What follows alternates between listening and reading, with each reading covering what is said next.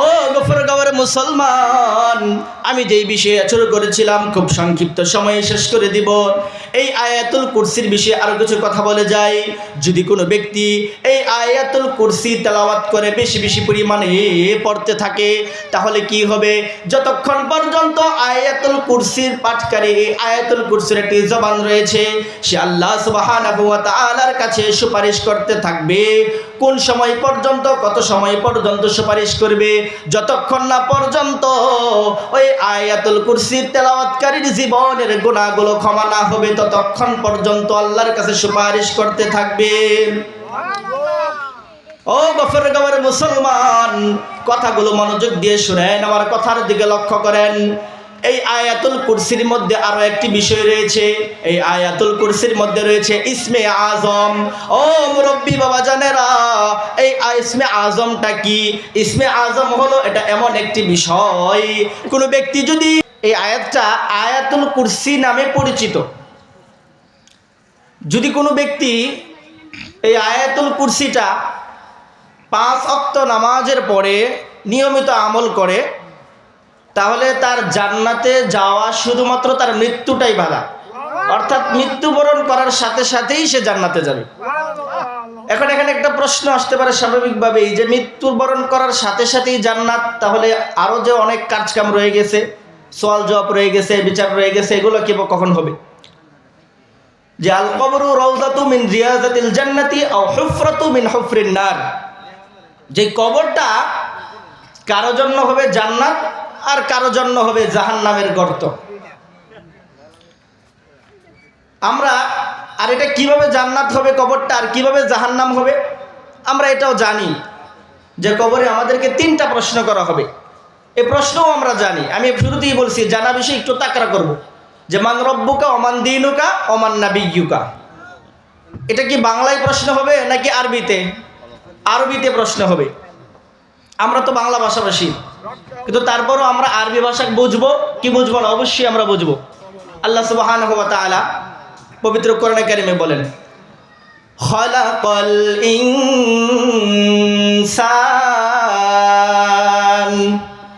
আল্লামাহুল বায়ান।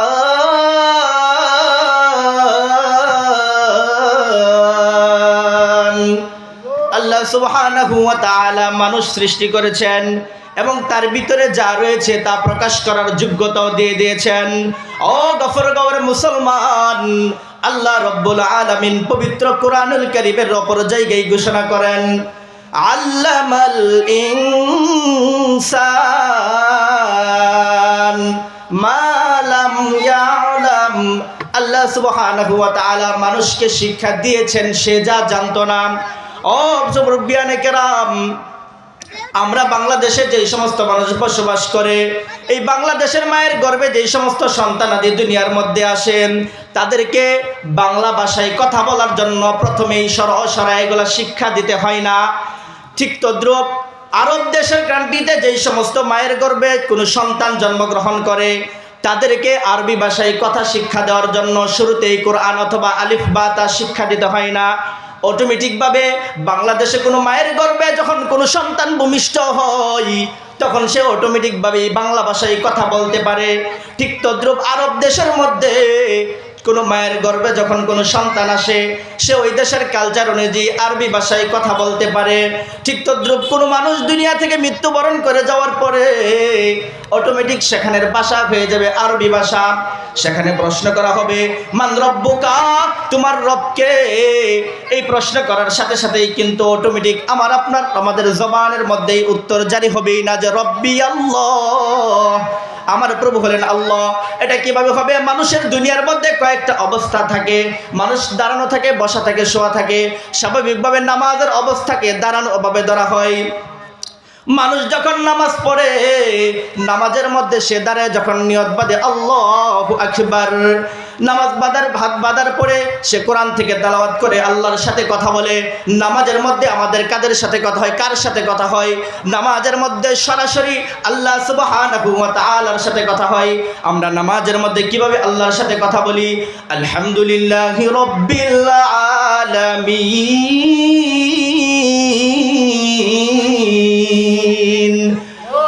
এরপরে আমরা বলি আর রহমানির রহিম।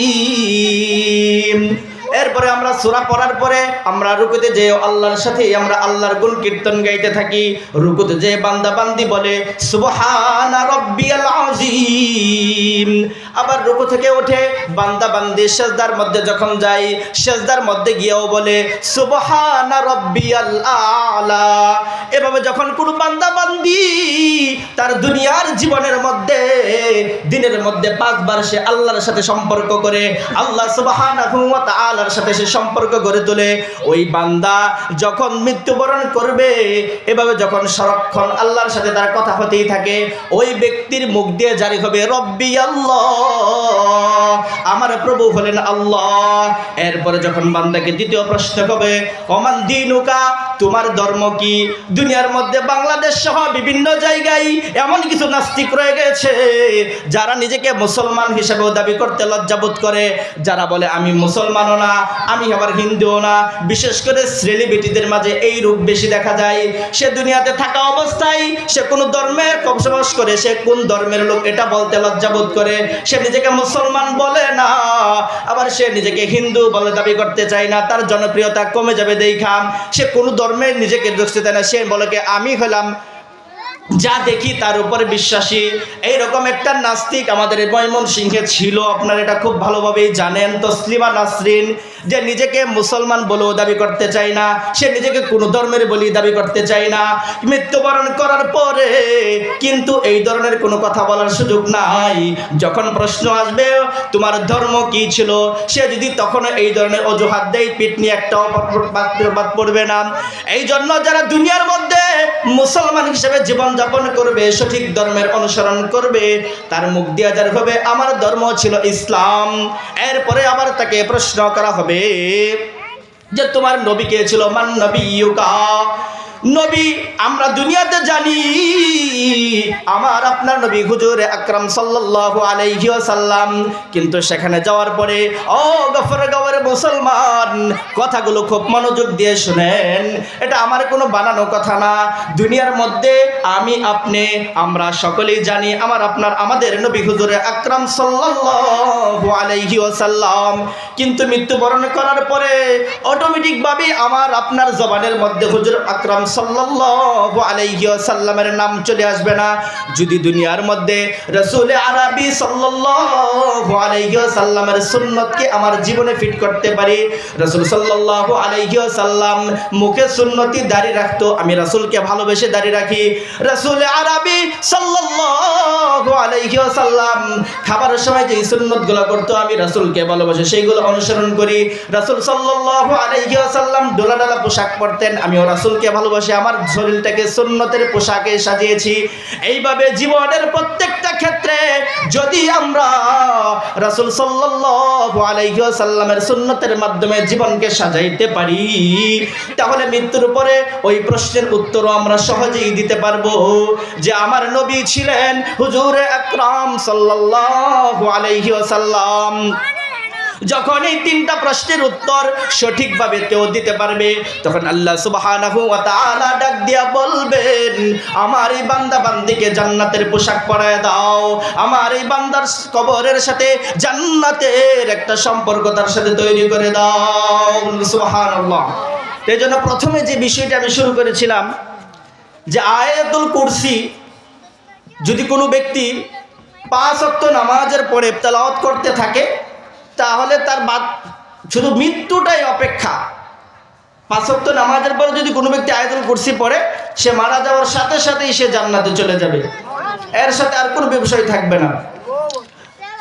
সম্মানিত উপস্থিতি, শুধু তাই না, এই আয়াতুল কুরসির আরো একটা বিষয় আপনাদেরকে শিক্ষা দিয়ে অল্প সময়ের মধ্যে, যখনই আমাদের মাঝে কখনো কাউকে জিন্নাতে ক্ষতি করতে চাই, যদি কোনো ব্যক্তি সময় মতো সব সময় নিয়মতান্ত্রিকভাবে এই আয়াতুল কুরসি সব সময় তেলাওয়াত করতে থাকে, তাহলে ওই ব্যক্তিকে কখনো দুষ্ট জিন্নাতগুলো কখনোই ক্ষতি করতে পারবে না। হযরতে আবু হুরায়রা একটা ঘটনা উল্লেখ করি। হযরত আবু হুরায়রা রাদিয়াল্লাহু তাআলা আনহুকে একবার রাষ্ট্রীয় খেজুর বাগানের পাহারার দায়িত্ব দেওয়া হয়েছিল। হযরত আবু হুরায়রা রাদিয়াল্লাহু তাআলা আনহু রাষ্ট্রীয় বাগান খেজুর পাহারা দিতেছেন। একদিন হঠাৎ করে দেখেন গভীর রজনীতে একটা লম্বা লম্বা হাত পাওয়ালা ব্যক্তি, লম্বা লম্বা চুলওয়ালা ব্যক্তি খেজুরের বাগান থেকে খেজুর চুরি করার জন্য এসেছেন। হযরত আবু হুরায়রা রাদিয়াল্লাহু তাআলা আনহু দেখে ফেলেই তাকে ধরে ফেললেন, বললেন আমি তোমাকে হুজুরে আকরাম সাল্লাল্লাহু আলাইহি ওয়াসাল্লামের কাছে নিয়ে যাব। সে খুব কাকুতি মিনতি করে বলতে লাগলো, আমাকে আজকের মতো ছেড়ে দাও। পরের দিন যখন আবু হুরায়রা রাদিয়াল্লাহু তাআলা আনহু আল্লাহর নবী সাল্লাল্লাহু আলাইহি ওয়াসাল্লামের দরবারে গিয়ে উপস্থিত হলেন, আল্লাহর নবী বললেন, ও আবু হুরায়রা, রাত্রের সেই মেহমান কোথায়? বলতেছে, আপনি এটা কিভাবে জেনে গেলেন? বলেন, আমাকে জিবরাইল আলাইহিস সালামের মাধ্যমে আল্লাহ জানিয়ে দিয়েছেন। তুমি কেন তাকে ছেড়ে দিলা? বলে, সে খুব কাকুতি মিনতি করছে ছেড়ে দেওয়ার জন্য, তাই আমি তাকে ছেড়ে দিয়েছি। ঠিক এভাবে আবার বলছে, ঠিক আছে ছেড়ে দিলা, কিন্তু দ্বিতীয় দিন সে কিন্তু আবার আসবে, তুমি খেয়াল রেখো। ঠিক দ্বিতীয় দিনও সে আবার এসে উপস্থিত হলো। দ্বিতীয় দিনও সে ক্ষমা চাওয়ার কারণে ছেড়ে দিল। তৃতীয় দিন ওই শয়তান সে আবার এসে উপস্থিত হয়েছে, কিন্তু এবার আবু হুরায়রা বললেন, আজকে আমি তোমাকে কোনোভাবেই ছাড়বো না, আজকে আমি তোমাকে আল্লাহর নবীর কাছে নিয়ে হাজির করবই করব। তখন শয়তান চিন্তা করলো, আজকে তো আমাকে তার কাছ থেকে ছুটে যেতেই হবে।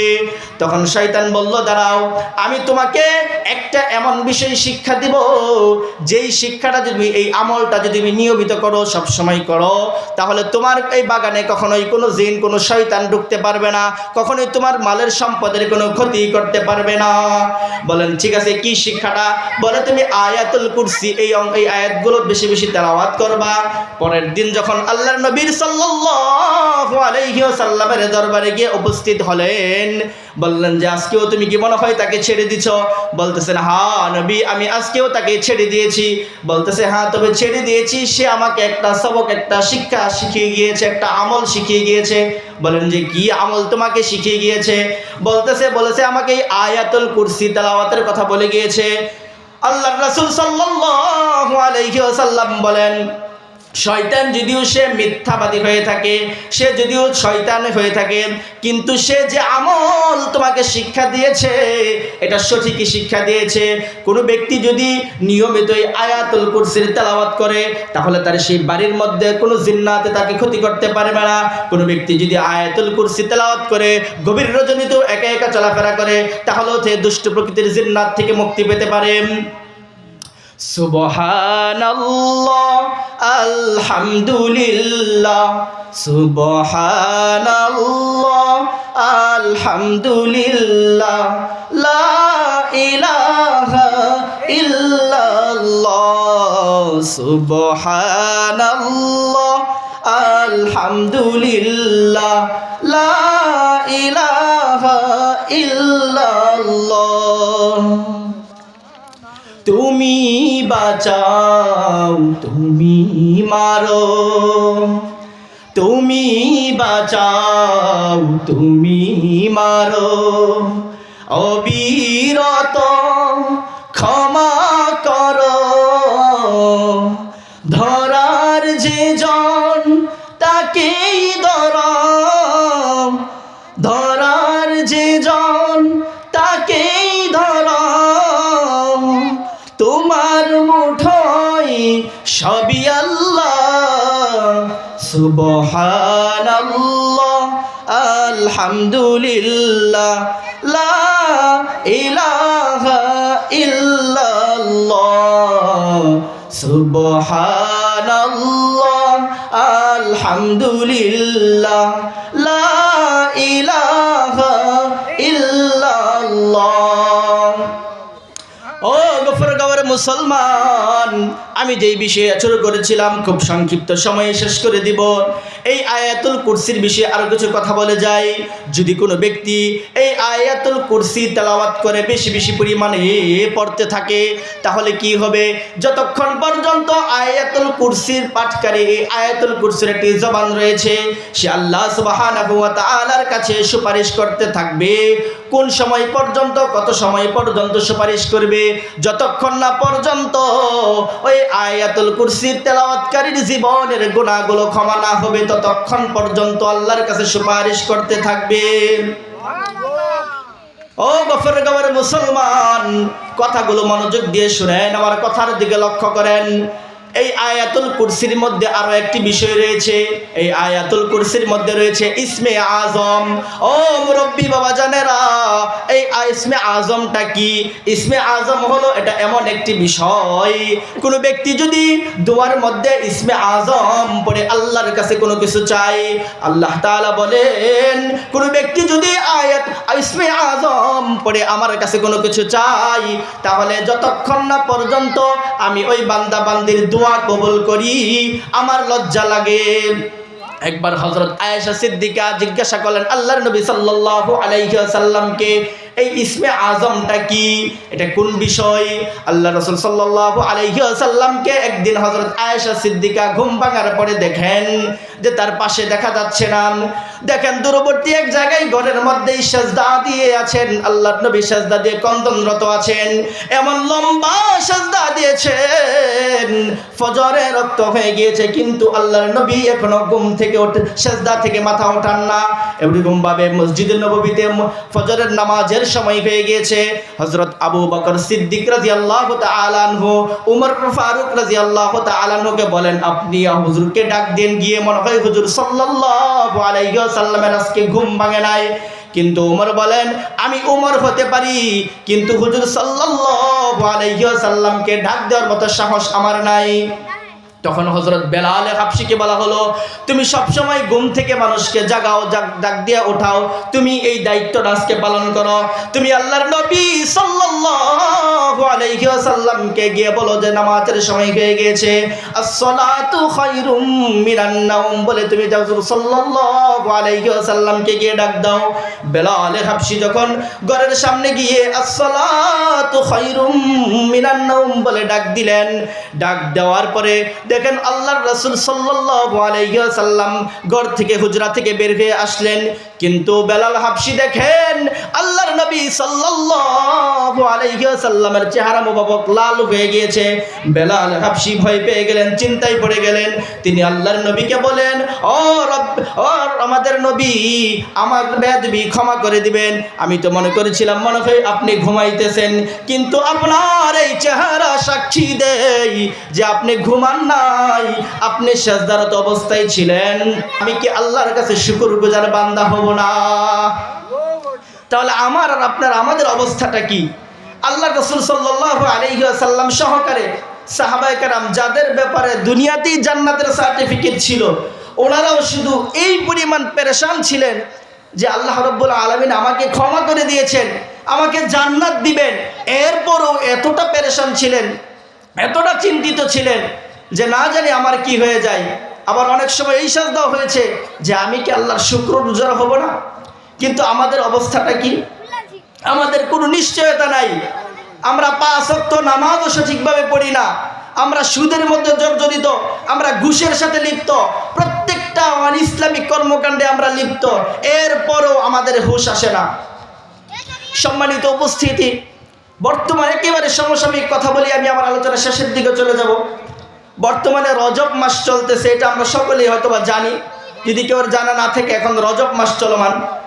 আল্লাহ রাসূল সাল্লাল্লাহু আলাইহি ওয়াসাল্লাম রজব মাস শুরু হওয়ার সাথে সাথে একটা দোয়া খুব বেশি পরিমাণে করতেন, আল্লাহুম্মা বারিক লানা ফি রজব ওয়া শাবানা ওয়া বাল্লিগনা রমাদান। হে আল্লাহ, আপনি আমাকে রজব এবং শাবান মাসের বরকত দান করুন এবং রমজান পর্যন্ত আমার হায়াতকে বৃদ্ধি করে দিন। হে গফরগাঁওয়ের মুসলমান, কথাগুলো খুব মনোযোগ দিয়ে শুনেন, কথাগুলো আমি আলামিন বানিয়ে বানিয়ে বলছি না। রজব এবং শাবান মাসে আল্লাহর রাসূল সাল্লাল্লাহু আলাইহি ওয়াসাল্লাম এই দোয়াটা বেশি বেশি করতেন। আমাদের যদি এই দোয়াটা মুখস্থ থাকে তাহলে আমরা আরবিতে এই কথা প্রত্যেক নামাজের মধ্যে এখন থেকে এই দোয়াটা আমলে রাখবো। আল্লাহুম্মা বারিক লানা ফি রজব ওয়া শাবান ওয়া বাল্লিগনা রমাদান। আর যদি দোয়া মুখস্থ না থাকে তাহলে মনে হয় আল্লাহ তাআলা বাংলায় বললে বুঝবে না। আমাদের রব্বে কারীম এমন কোনো ভাষা নাই যেই ভাষা বোঝে না। মানুষের মুখ দিয়া বলতে হয় না, মুখ দিয়া না বললেও দিলে দিলে যেই কল্পনা করে এটাও আল্লাহ তাআলা খুব ভালোভাবেই জানেন। এই জন্য আমরা মোনাজাতের মধ্যে দোয়া যদি মুখস্থ নাও থাকে, আমরা এখন থেকে এই আমলটা করতে থাকবো। ওগো মাবুদ, আপনি আমাকে রজব এবং শাবান মাসের বরকত দান করেন এবং রমজান পর্যন্ত আমার হায়াতকে বৃদ্ধি করে দেন। একটা উদাহরণ দিলে বিষয়টা সহজভাবে গুরুত্ব আসবে। স্বাভাবিকভাবে আজকের এই মাহফিলের কথাই যদি বলি, এই মাহফিলটা করার প্রায় মাসখানেক আগে থেকে আয়োজক কমিটিরা খুব পেরেশানে ছিল, কিভাবে আয়োজন করবে, কিভাবে টাকার পয়সার ব্যবস্থা করবে। স্বাভাবিকভাবে দুনিয়াতে যদি আমাদের সন্তানেদের কোনো বিবাহের অনুষ্ঠান হয়, তাহলে আমরা অনেক দিন আগে থেকেই পরিকল্পনা করতে থাকি বিবাহের আয়োজনটা কিভাবে করব, এখানে আমরা কাকে কাকে দাওয়াত দিব। কিন্তু আমরা এতটা গাফিল হয়ে গেছি, আমাদের সামনে পবিত্র মাহে রমজান আসতেছে এবং আসে বরাবরই, কিন্তু আমাদের মাঝে কোনো রকম পরিকল্পনা থাকে না। রমজান চলে আসতেছে কিন্তু আমাদের মধ্যে কারোর মধ্যে এরকম কোনো পরিকল্পনাই দেখা যায় না যে রমজান কাছে চলে আসতেছে, তো রমজান উপলক্ষে আমার একটা প্রস্তুতি হতে পারে।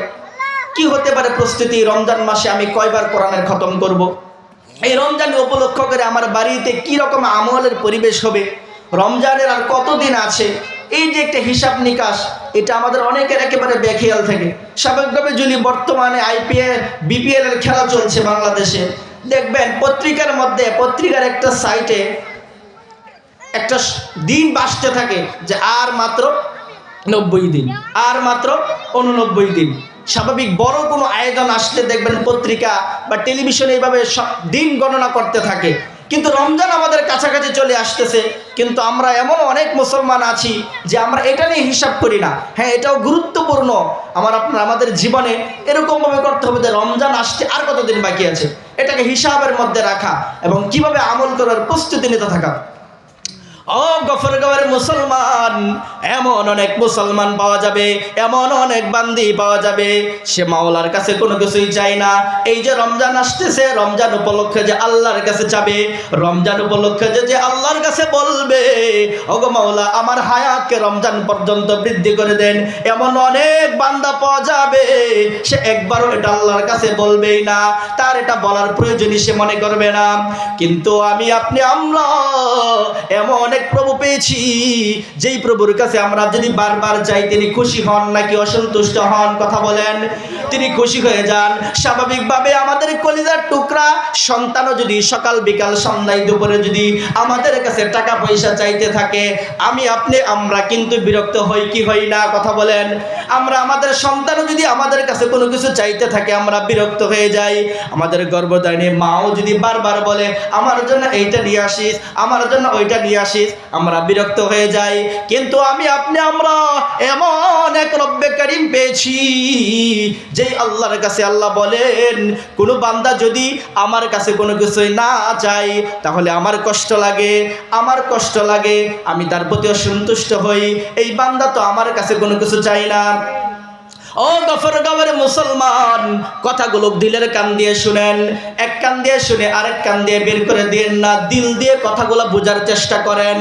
এমন অনেক বান্দা বান্দি আছে, আজকের মাহফিলেও এমন অনেক লোক থাকতে পারে তার জীবনের বিগত কয়েক বছর চলে গিয়েছে, এমন অনেক সাদা দাড়িওয়ালা মুরব্বি পাওয়া যাবে, যদি তাকে জিজ্ঞাসা করা হয় ও বাবা আপনার জীবনে এমন একটা মিনিট দেখাতে পারবেন কিনা যে একটা মিনিট আপনি শুধুমাত্র নীরবে নির্দিত এক জায়গায় আল্লাহর কাছে বলছেন, আল্লাহ আমি এই সমস্যার মধ্যে জর্জরিত আছি, আমি এই বিপদে আছি, এইটুকু চাওয়ার নীরবে যে আল্লাহর কাছে শেষ চাবে, আল্লাহর সাথে সম্পর্ক করবে, আল্লাহর কাছে কোনো প্রয়োজনে চাবে, এটার প্রয়োজনই মনে করে না। স্বাভাবিকভাবে দেখা যায় শুক্রবার দিন ইমাম সাহেব যদি জুমার নামাজের মোনাজাতটা লম্বা করে ফেলে, ইমাম সাহেবের সাথে বিরক্ত হয়ে যায়। কিন্তু দেখা যায় যে সপ্তাহে একদিনও সে মসজিদে আসতেছে না, তার জীবনে কোনো মোনাজাত নাই, তার জীবনে আল্লাহর কাছে কোনো কিছু চাওয়াই নাই, সে কখনোই নামাজ পড়ার পরে আল্লাহর কাছে কোনো কিছুই চায় না। আর বাকি সময় কেমনে চাবে? বাকি সময় তো সে নামাজই পড়ে না। এই জন্য আমাদের আল্লাহ সুবহানাহু ওয়া তাআলার কাছে চাওয়ার অভ্যাস করতে হবে। এমন অনেক মানুষ আছে আপনি জরিপ করে দেখতে পারেন যে সে আল্লাহর কাছে কোনো কিছু চাই না, আল্লাহর কাছে চাওয়ার প্রয়োজনই মনে করে না। ও গফরগাঁওয়ের মুসলমান, আমি আবার আলোচনার শেষের দিকে চলে যাচ্ছি। আমাদের আজকের এই মাহফিল থেকে, আমার এই আলোচনা থেকে আমি দুইটা বিষয়ের সবক দেওয়ার চেষ্টা করেছি। চেষ্টা করবেন আজকের মাহফিলে যারা যারা আলোচনা করবে, প্রত্যেকটা আলোচকের থেকে একটা বা দুইটা যে বিষয়ে আলোচনা করবে একটা সবক নিয়ে বের হতে। আমরা শুধু আজকে মাহফিলে আসলাম, বসলাম, চলে গেলাম, কিন্তু যদি জিজ্ঞাসা করা হয় আজকে মাহফিল শুনে আসলা, কি শিখে আসলা, এমন অনেক শ্রোতা পাওয়া যাবে মাহফিল শেষে বাড়ি যাবে খালি হাতে, আসছিল খালি হাতে, ঘরেও ফিরবে খালি হাতে, কোনো কিছুই শিখে নাই। ওই ব্যক্তির জন্য মাহফিলে আসা না আসা বরাবর। এই জন্য যারা মাহফিলে এসেছেন, যারা আসবেন, সকলের কাছে আমি অনুরোধ জানাবো মাহফিল থেকে কোনো সবক নিয়ে বের হবেন। আমি আমার আলোচনার মধ্যে দুইটা বিষয়ের শিক্ষা দেওয়ার, দুইটা বিষয়ের আলোচনা করার চেষ্টা করেছি। নাম্বার 1, আয়াতুল কুরসির ফজিলত সম্পর্কে কথা বলার চেষ্টা করেছি। আমরা সবসময় চেষ্টা করব আয়াতুল কুরসির আমলটা বেশি বেশি করার জন্য। সর্বশেষ যেই কথাটা আমি বলার চেষ্টা করেছি, সামনে যেহেতু রমজান আসতেছে আর এখন রজব মাস চলতেছে, তাই আমরা এখন থেকেই আল্লাহ সুবহানাহু ওয়া তাআলার কাছে বেশি বেশি চাবো, আল্লাহুম্মা বারিক লানা ফি রজব ওয়া শাবান ওয়া বাল্লিগনা রমাদান। হে আল্লাহ, আপনি আমাকে রজব এবং শাবানের বরকত দান করেন এবং রমজান পর্যন্ত আমার হায়াতকে বৃদ্ধি করে দেন। এবং বেশি বেশি যেই সমস্ত মানুষ আছে 5 ওয়াক্ত নামাজ পড়ে না, নামাজ না পড়লে কিন্তু ওই আমলের দ্বারাই আপনি জান্নাতে যাইতে পারবেন না। কারণ ওই যে প্রশ্ন হবে মান রব্বুকা ওয়া মান দীনুকা ওয়া মান নাবিয়্যুকা, এর উত্তর আসবে না যদি আপনি নামাজের মধ্যে আল্লাহর সাথে কথা না বলেন। হ্যাঁ, আপনি শুধু আয়াতুল কুরসি বলবেন। পাইথল এক মাহফিলে গেছিলাম, এক হুজুরে বইলা দিছিল যে আয়াতুল কুরসি পড়লেই নাকি মৃত্যুর সাথে সাথেই জান্নাত। ওই যে প্রশ্ন হবে মান রব্বুকা ওয়া মান দীনুকা ওয়া মান নাবিয়্যুকার উত্তর কিন্তু আপনি না দিতে পারলে এটা পাবেন না। দ্বিতীয় যে প্রশ্নের কথা বলেছিলাম, তোমার ধর্ম কি? আপনি তো কোনো ধর্মের অনুসরণ করতে চান না, আপনি নিজেকে এক এক সময় এক এক রূপ ধরেন, আপনি দাড়ি শেভ করেন, আপনি ইহুদির বেশে চলেন, আপনি মানুষের সামনে নিজেকে মুসলমান বলে নিজের লেবাসে শুরুতে পরিচয় দিতে প্রকাশ করেন না। আপনার কাছে কিন্তু সেই ধর্ম তখন মুখ দিয়ে আসবে না। আপনি বলেন আমার নবী মুহাম্মদ, কিন্তু আপনি নবীর ভালোবাসার নিজের শরীরের মধ্যে কোনো কিছুই প্রকাশ পায় না, আপনি রাসূলের সুন্নাত নাই। এই ধরনের ব্যক্তি যদি হয়ে থাকেন তাহলে কিন্তু শুধুমাত্র আয়াতুল কুরসি পড়েই আপনি জান্নাতে যেতে পারবেন না। এই জন্য আজকের এই মাহফিল থেকে সবকটা নিয়ে যাবেন। আমরা সকলেই বেশি বেশি আয়াতুল কুরসির 5 ওয়াক্ত নামাজের পরে আমল করব এবং 3টা প্রশ্নের জবাব দেওয়ার জন্য আমরা বেশি বেশি আমাদের জীবনের মধ্যে রাসূলের সুন্নতকে ফুটিয়ে তোলার চেষ্টা করব। আমরা 5 ওয়াক্ত নামাজের মধ্যে আল্লাহ রাব্বুল আলামিনের সাথে কথা বলার চেষ্টা করব, রুকুতে গিয়ে আল্লাহর সাথে কথা বলবো, সিজদার মধ্যে আল্লাহর সাথে কথা বলবো এবং সর্বশেষ আল্লাহ রাব্বুল আলামিনের কাছে বেশি বেশি চাওয়ার চেষ্টা করব। আল্লাহ রাব্বুল আলামিন যেহেতু চাইলে খুশি হন আর না চাইলে অসন্তুষ্ট হন, এই কারণে আমরা আল্লাহ রাব্বুল আলামিনের কাছে বেশি বেশি চাওয়ার অভ্যাস করব। আমরা দুনিয়াতে থাকি, দুনিয়ার মধ্যে আমাদের কখনো কখনো টাকার প্রয়োজন হয়, আমরা কখনো আরো অনেক বড় ধরনের মামলা মোকদ্দমায় জড়িয়ে যাই। শুরুতেই আমরা মনে করি আমি আজকে মামলায় পড়ে গেছি, মনে হয় থানার ওসির কাছে গেলেই এর সমাধান পাওয়া যাবে। আমরা মনে করি আমার আজকে টাকার সমস্যা হয়েছে, আমি আমার আত্মীয়র কাছে গেলেই মনে হয় টাকার সমাধান হয়ে যাবে। হতে পারে, কিন্তু এর আগে আমরা কার কাছে চাবো? আল্লাহ তাআলার কাছে আগে চাবো। আল্লাহর কাছে বলবো, ওগো মাবুদ, আমি তো বিভিন্ন অপরাধের কারণে আমি তো অন্যায়ভাবে মামলা মোকদ্দমায় জড়িয়ে গিয়েছি, এর সমাধান আমি কিভাবে করতে পারি? আমার তো আজকে আমি ঋণগ্রস্ত হয়ে গিয়েছি, আমার তো টাকা পয়সাগুলো আমি পরিশোধ করতে পারতেছি না। ওগো রব্বে কারীম, এটার একটা ব্যবস্থা আল্লাহ আপনি করে দেন।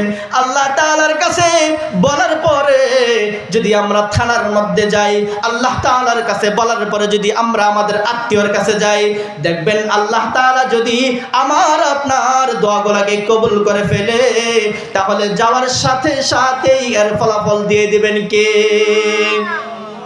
আল্লাহ সুবহানাহু ওয়া তাআলা যেন যখনই যেখানে যাই বা যেই কথাগুলো বলি, এই কথাগুলো যেন আমি আমার নিজের ইসলাহের জন্য বলতে পারি এবং এরপরে এই কথার দ্বারা যদি কোনো উপকার হয় কোনো বান্দার, তাহলে এর থেকেও যেন যারা শ্রবণ করে তারাও যেন উপকার হতে পারে।